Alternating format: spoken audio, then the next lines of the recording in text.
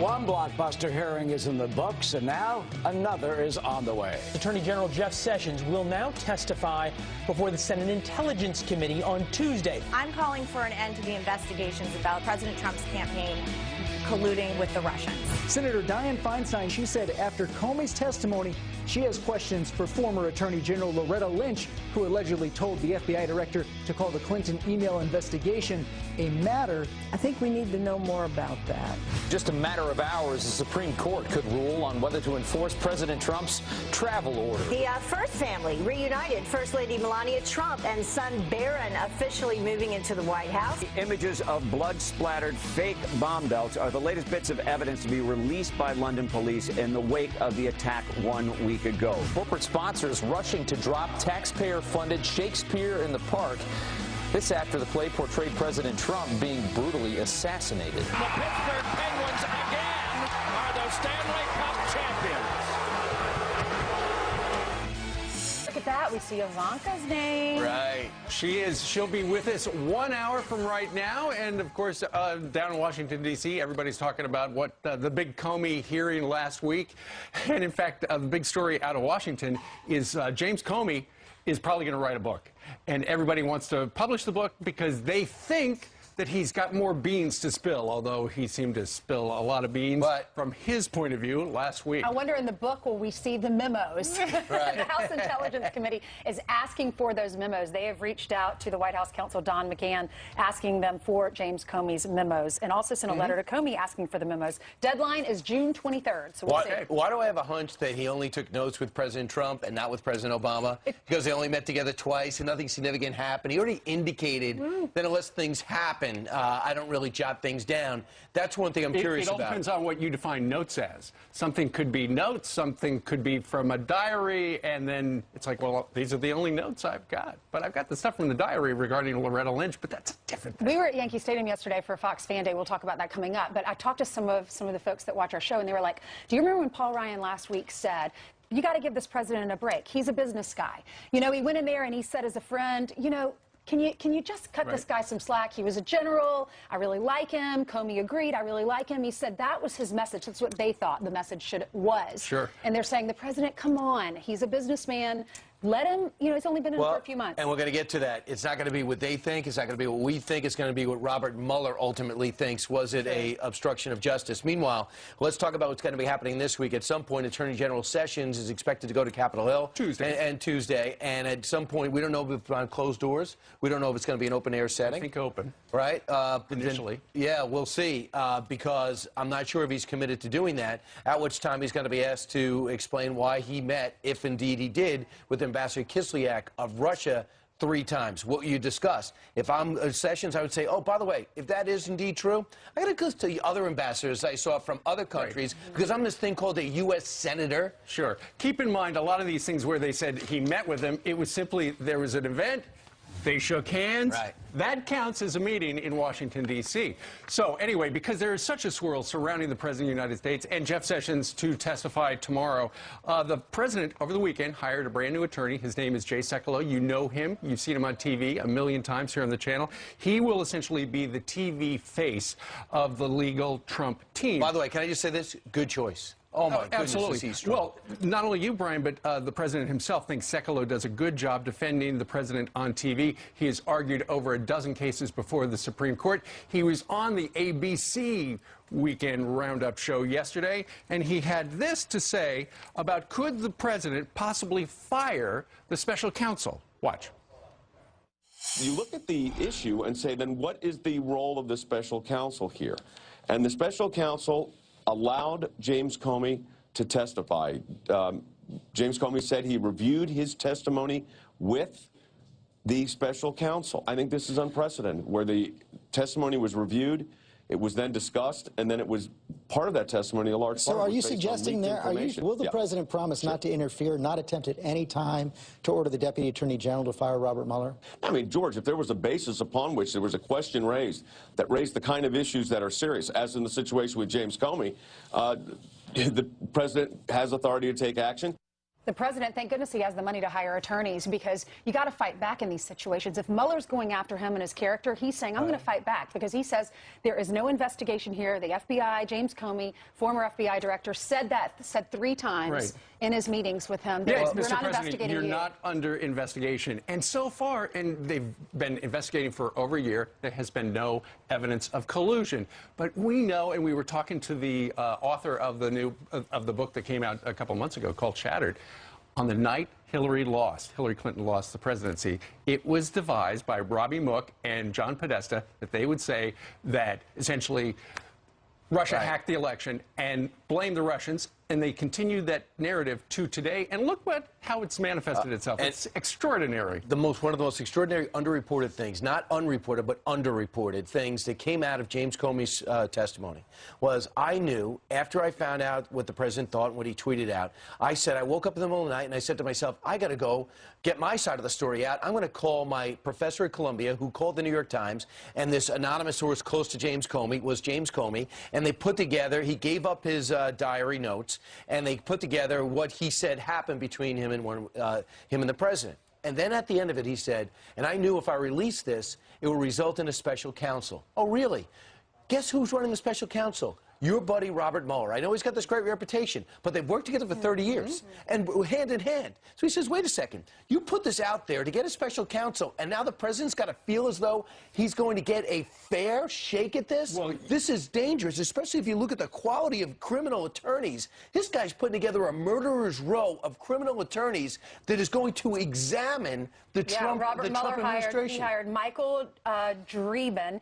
On a part-time basis. His specialty is criminal matters. He has argued 100 cases plus before the Supreme Court, so he's extremely prepared. Then Andrew Wiseman, also, he was the chief of the fraud section of DOJ's criminal division. He was also hired by Mueller. So the president is saying, legal studs. Exactly. So the president is saying, I'm going to fight back. And he thinks he's innocent, so he says, I'm fighting. As well he should. And clearly Mr. Comey was trying to work the refs in the form of Robert Mueller. He was trying to say, look at all this stuff I'm going to show you on TV. It was obstruction of justice.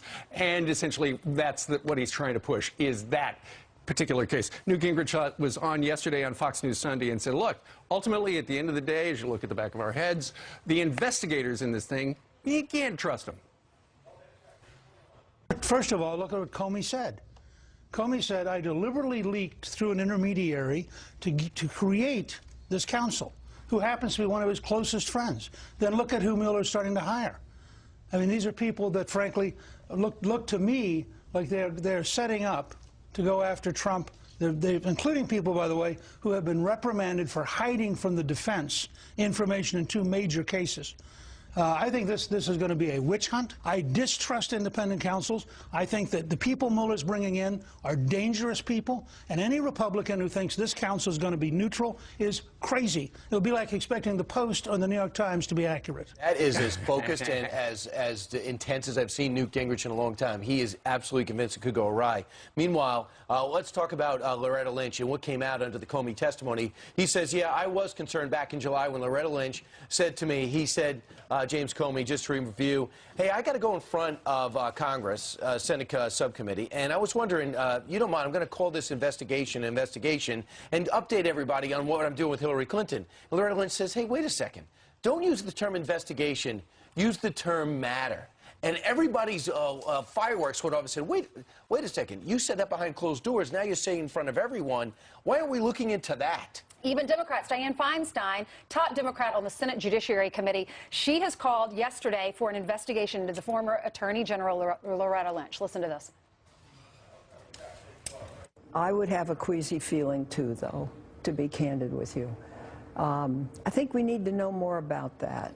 And there's only one way to know about it, and that's to have the Judiciary Committee take a look at that.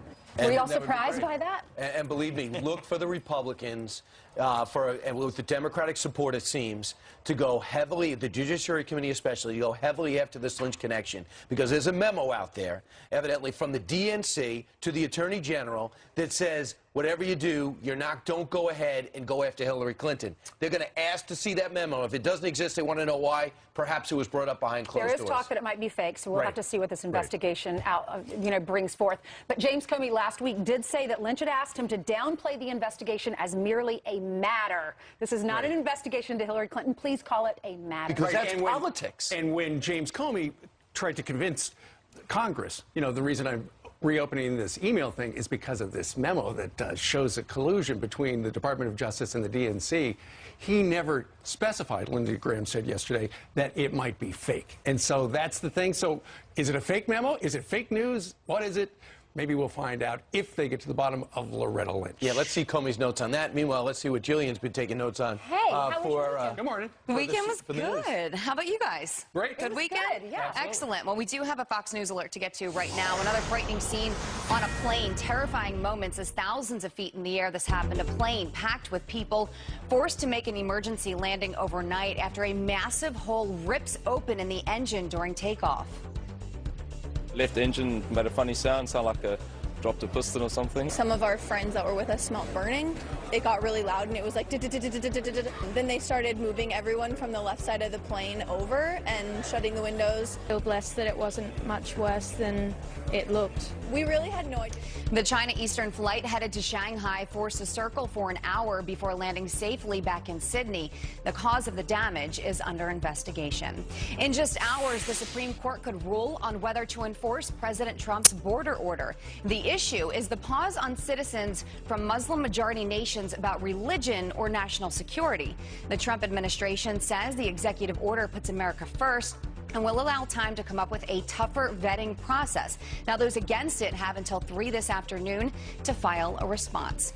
The White House set to unveil a major program to revamp your workplace, and Ivanka Trump is leading the way. It's Workforce Development Week. The new actions will streamline current federal training programs and expand apprenticeships. The administration will also take steps to make those programs more cost efficient. Ivanka Trump will be joining us in the next hour right here on Fox and Friends to discuss it. So make sure you stay tuned for that. And the first family reunited. First Lady Melania Trump and son Barron have officially moved into the White House. They were waiting for the 11-year-old to finish the school year in New York City. Melania tweeting this photo from inside the White House with the caption, "Looking forward to the memories we'll make in our new home." That's a look there at your headlines this morning, guys. So that's the moment that we've been talking about for a while, and it has officially happened. Because he's out of school, and now they can move on down south. And they're in D.C. All right. Thanks, Jillian. 13 minutes after the hour. Today marks the one-year anniversary since the deadliest terrorist attack on U.S. soil since 9/11. Now a new documentary out tells the harrowing story of what happened that night in Orlando. He had called the news media and trying to let them know that, to get his message across that America needs to stop bombing ISIS in Syria. The filmmaker behind the documentary here live with the stories we have not heard. And this high school student wanted to make his yearbook great again. If we drop the banner, you could see that he's wearing a Trump vest. Well, the school edited out Trump from the photo.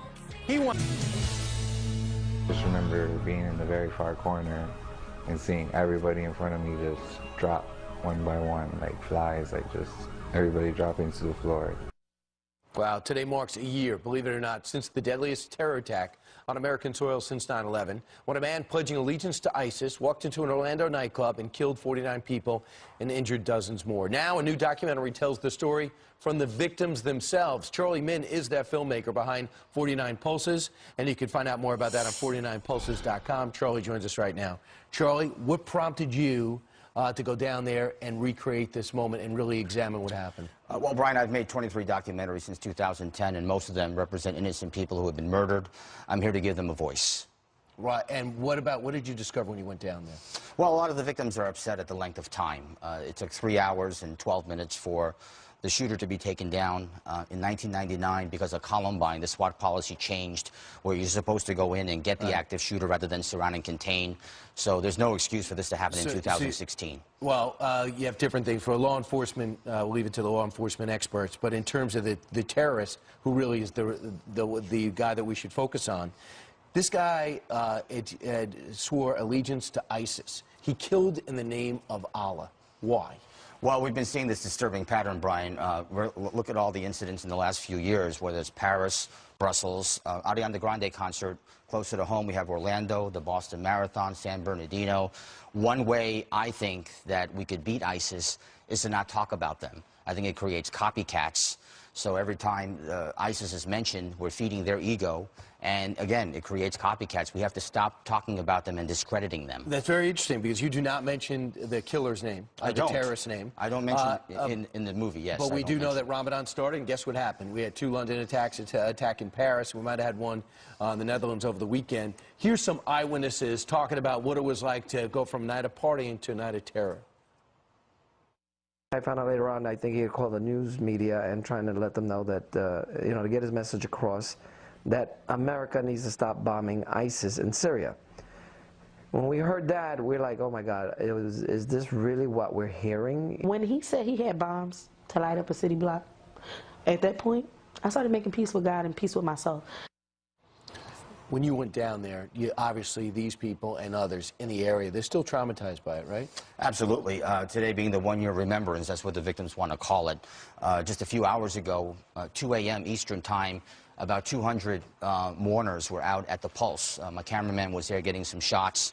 So we're going to have a full day of remembrance to honor the victims today. So awesome. Great. I'm so glad you're focusing on them because that's what it's about. We have to stop it. 49pulses.com to find out more. You're going to submit it to Sundance. Best of luck, Charlie. Thank you, Brian. All right. Meanwhile, coming up straight ahead, we move ahead. This high schooler wanted to make his yearbook great again, but the school edited out Trump from his photo. Now he's not the only one that's censored, who's a censored student, and he's going to be here live next. And a food critic says you shouldn't eat Chick-fil-A because of its Christian values, but his comments backfired again in a big way for Chick-fil-A. Here's some quick headlines for you. Another arrest overnight in the London terror attack. British authorities arresting a 19-year-old man, marking the 21st arrest overall. This as we get our first look at the fake suicide vests that are worn by the 3 killers. Police say the blood-spattered belts made from plastic water bottles wrapped in duct tape were designed to create maximum fear. And terror leader Oscar Lopez Rivera cheered and booed while being honored at New York's Puerto Rican Day Parade. His terror group claimed responsibility for more than 100 bombings across the U.S. And while that was happening, Puerto Ricans overwhelmingly voted to become the 51st state. Congress has the final say on whether or not that happens. We'll have to see. Steve? Thank you very much, Ainsley. A New Jersey high school student under fire after President Trump's name is removed from 2 students' yearbook photos. You can see them wearing the name on their clothing. And another student's quote from the president also excluded. Now, the school says they have no policy preventing students from expressing their political views. And it was all within the dress code. So what happened exactly? Joining us right now is one of those censored students, high school junior Wyatt Dobrovich-Fago, joins us right here in Studio F. Wyatt, good morning to you. Good morning. You got class a little later on today, right? Yeah, so I'm going to make it, make it in time. So tell us what you know. You got your yearbook when? Last week at about Wednesday. All right, and you opened it up, very excited to see that sweater that you're wearing right there. Yes, and what'd you see? It wasn't there. It was cropped out of the yearbook, as well as my sister's quote was cropped out of the, was not put into the yearbook. Right, and we can put up the images. It wasn't just that your photo was cropped. Somebody photoshopped Trump off that. And it wasn't just with you, was it? It was with another student in my grade. And so when you put all these stories together, there's definitely something going on. There's a deliberate attempt to censor and to silence someone's freedom of speech. All right. When you realized, and there's the other student, his name is Grant? Grant, yeah. All right. And clearly Grant's shirt has been so blatant, photoshopped. yes. There's no doubt about what had happened there. The big question is, what happened? Any idea? I don't know. I guess someone just didn't like our president and wanted to not have him in the yearbook, but that's taking away mine, Grant's, and my sister's freedom of speech and freedom of expression. Sure. Keep in mind, Donald Trump is the President of the United States today. It's a part of history. It's not like they can just Photoshop that away. He's the President. Maybe somebody doesn't appreciate that back in the Photoshop department. And this is where I think that with everything that's going on in today's country and stuff, this is where it's got to end. You can call anyone names, you can say whatever you want, but censoring someone's freedom of speech and freedom of expression is where we've got to stop where this stuff happens. It's insane. Sure. And we've got an image of your sister, who is the freshman class president? Correct. And she submitted a quote, and it was, I like thinking big. If you're going to be thinking anything, you might as well think big. That's a quote from President Donald Trump, and they didn't even put her quote in there, even though she submitted it on time and asked the advisor if they'd gotten it, right? Yep. Something seemed kind of fishy. Something's a little fishy. All right. So what do you want? We should also point out that the school district said the allegations are disturbing. Indeed, the administration applauds students for becoming involved in politics, making their voices known, and taking an active part in our democracy. There's a statement right there. What do you, so they're going to, I understand your mom's going to meet with school officials later today to try to figure out what happened. What do you want to happen? I think that it would only be fair to make sure that all the yearbooks are reissued with our photos fully intact the way they should be, and with my sister's quote into the yearbook.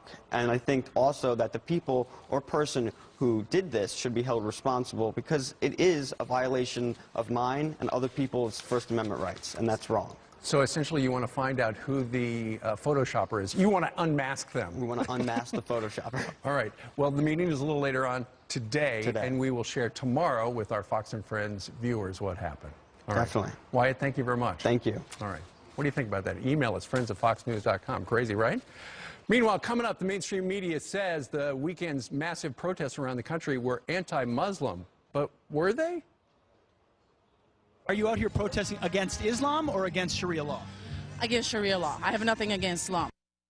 Pete Hegseth was there. He heard what the mainstream media won't tell you, and he's going to share it coming up next. And pride denied. A teenager blocked from walking at graduation in his military uniform. How the school is trying to spin that way. But first, happy birthday to former President George Herbert Walker Bush. He's got 93 candles on his cake down in Houston today.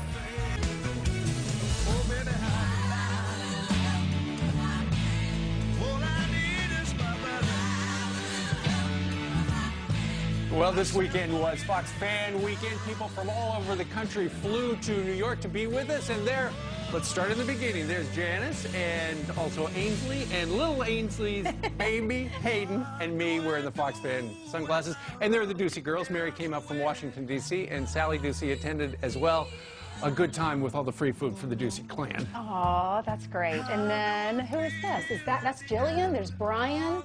Oh, and that's Rob Schmidt. And who are you with, Brian? That's the Fox guy. Foxbot. The Foxbot. Oh, look at Janice. How cute. Standing over our faux home plate and swinging. Look, yeah, good form. Okay, good. Yeah. And guys, I was there, but thanks for including me. Yeah, I know, really. I have my family pictures too. I guess they didn't make it. I guess they've seen my family before. Didn't make the cut. Well, I'm sure we're going to show it just so you know, my family got older. Messing with you. All right. We'll show pictures throughout the morning. That's right. a tease. Stay tuned to see his That's right. And We've people, got who are you lots wearing, more. just in case we don't see any pictures? Yeah, you won't see it. Meanwhile, many in the media portrayed the nationwide protests against Sharia law over the weekend as a protest against Islam.